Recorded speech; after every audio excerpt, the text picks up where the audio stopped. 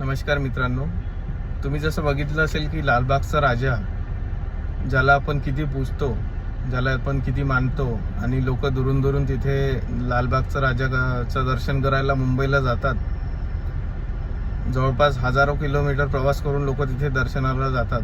आणि तुम्ही 2 दिवसाआधीचं बघितलं असेल किंवा तिथे दर्शनाला गेलेल्या लोकांना कसं तिथे हाकलल्या जात आहे, कसं माथा आपण म्हणजे जेव्हा टेकतो, डोकं जेव्हा टेकतो देवाच्या पायाला, तेव्हा कसं तर बाउन्सर लोक पुश करून देत आहे आणि VIP लोकांना कशी VIP ट्रीटमेंट मिळत आहे हे तुम्ही बघितलं असेल.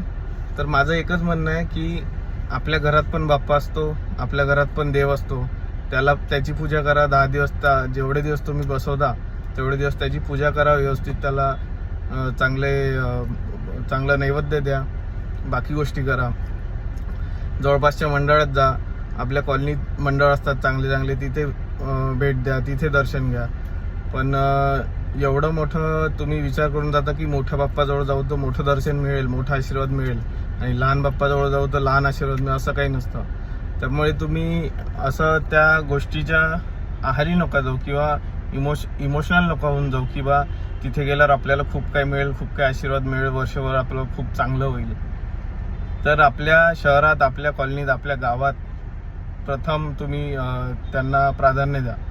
माझं एवढंच म्हणणं आहे की तुम्ही जा. पण हे असं व्हिडिओ बघून माझं तर खूप मन दुखलं आहे.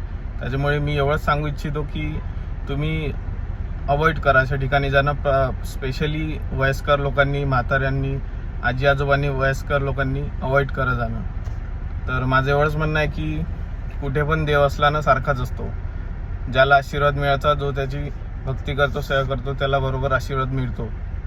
त्याच्यामुळे तुम्ही मनात काही न ठेवता आपल्या जवळच्या बाप्पांना दर्शन करायला जा.